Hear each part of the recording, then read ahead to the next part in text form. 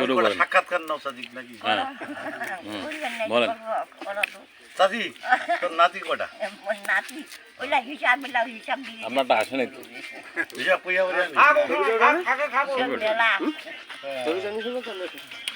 আপনার তাহলে বয়স কত চলতেছে? চাচি বয়স কত হবে আপনার? ওই তো কই নুকা শালা 90 পার হবে। 90 কাছাকাছি চলে সর কাছাকাছি। বয়স সর কাছাকাছি।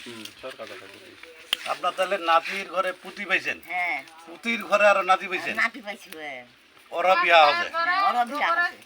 মাশাআল্লাহ। মাশাআল্লাহ।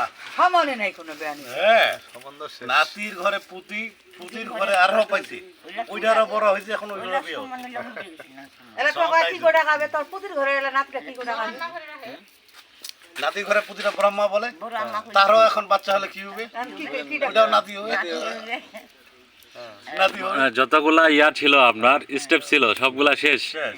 ওনার সমন শেষ হয়ে গেছে। সমন শেষ। যাকে বলে যে সমন আসে, যে আমরা প্রথমে ছেলে মেয়ে, তারপরে নাতি, নাতির পরে পুতি, পুতির ঘরে আবার বাচ্চা, তারও ঘরে এখন বাচ্চা। মাশাআল্লাহ অনেক দূর। আল্লাহ আপনাকে আরো হায়াত করুক। বাবা তো বয়স আল্লাহ সবসময় সুস্থ রাখুক, ভালো রাখুক, চাচি আর আমাদের জন্য দোয়া রাখিয়েন। এই বয়সে আমরা হইলে হয়তো বা এরকম সুস্থ থাকতে না আমার শাশুড়ির আমরা কেউ অযত্ন করি না চাচি, এই যে এখনো এই যে চোখ দিয়ে, এই যে চাচি এটা কাটতেছে, হ্যাঁ। আমি এই চশমা ছাড়া এটা কাটতে পারবো না। না। চাচি বিনা চোখে কাটে। আল্লাহ পাক এখনো জ্যোতিটা ঠিক রাখছেন। হ্যাঁ সব কিছুই ঠিক আছে। খাওয়া দাওয়া কেমন চাচি? খাওয়া দাওয়া ঠিক আছে? হাঁটা চলা ঠিক আছে? শরীরে আর কোনো সমস্যা টমস্যা নাই?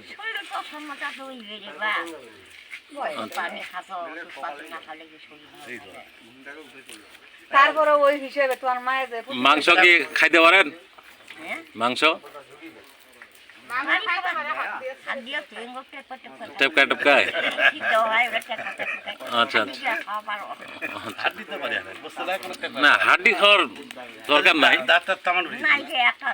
একটা দাঁতও নাই। ও বুড়া মানুষ আর মাছের মাথা খায় ভালো।